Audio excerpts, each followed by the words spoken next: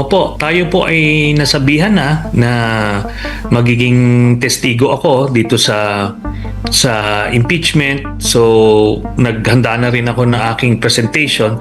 Tuloy na nga ang impeachment hearing ni VP Pionatic Sara Duterte at mismong si dating Senador Antonio Trillanes ang nagkumpirma na tetestigo siya laban sa Vice Presidente na inaakusahan umanong tumanggap ng bilyones mula sa Pogo at drug lords na kakonsyaba ng pamilya Duterte sa illegal activities lalo na sa Southern Mindanao. Pero ang mangyari nito, ako lang yung pambungad, no? But eventually, iba't ibang mga testigo ang kukunin pa rin to validate or corroborate yung aking mga sasabihin.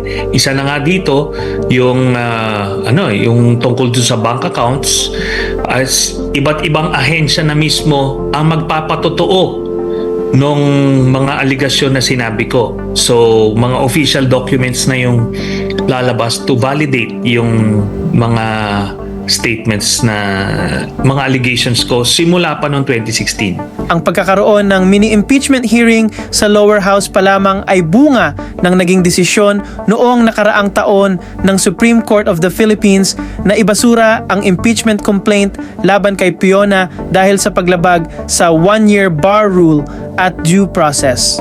Ayon sa korte, kailangang mag-comply ang Kongreso sa requirement ng due process bago nila ipasa sa Senado ang reklamo.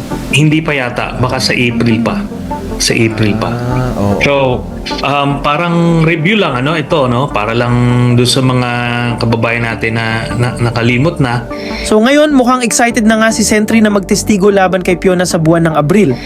Yung primary allegation ko ay yung tungkol sa pagkakaroon ni Sara Duterte ng ill-gotten wealth more than 2 billion pesos sa bank accounts niya. Sila ni mag-asawang Manscarpio. Tapos bukod doon ay meron akong nakita na mga dividendo na nakukuha nung Duterte family. Lahat sila, no? Individually nakakatanggap ng dividendo mula sa isang drug lord.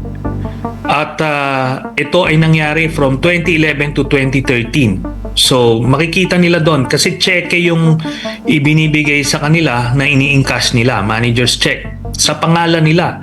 So individually yan, tatay, si Digong, yung magkakapatid, Sara, Pulong, Baste, pati si Hanilet tsaka Kitty na joint account. Lahat sila tumatanggap, ang total ay mga 40 to 15 million pesos every 6 months.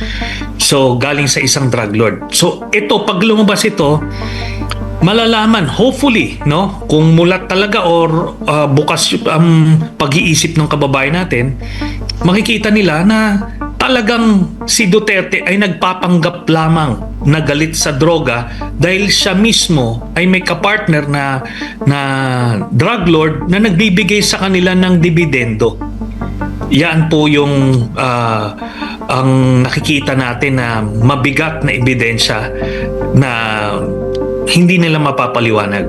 Bukod pa doon sa kung bakit sila magkakaroon ng mahigit 2 billion pesos na hindi nakadeclare sa SALN.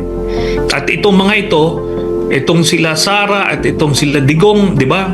Yung buong pamilya nila, nagpapanggap yan sila na simpleng mga tao lang sila, kumakain sa karinderya, natutulog sa kulambo. Pero noong pa lang, nung mayor pa lang si Digong, bilyon-bilyon na ang pinagkakapirahan nila. Kung wala siyang tinatago, pipirmahan niya yan. Pero noon ko pa hinahamon niyang pamilya na yan.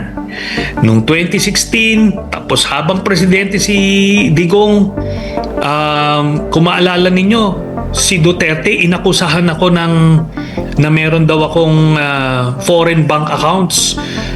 Tapos pumirma ka agad ako noon sa waiver. Tapos hindi lang yon, ako huminto ron, dinala ko pa yung media doon mismo sa bank branch na sinabi ni Duterte na meron akong foreign bank accounts. Kumbaga, I did what is humanly possible to disprove yung kanilang mga aligasyon laban sa akin.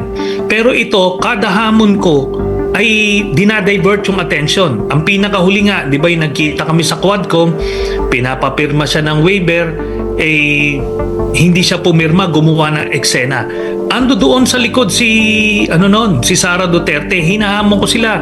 Ando dito na sila. Pakita nila sa mga supporters nila na talagang bulag na bulag ang pag-iidolo sa kanila. Pakita nila na maayos talaga sila. Kaso nga hindi nila gagawin yan kasi alam nilang totoo yung sinasabi ko. Kaya regardless, pumirma siya, hindi, ngayon ay malalabas na yan din sa impeachment.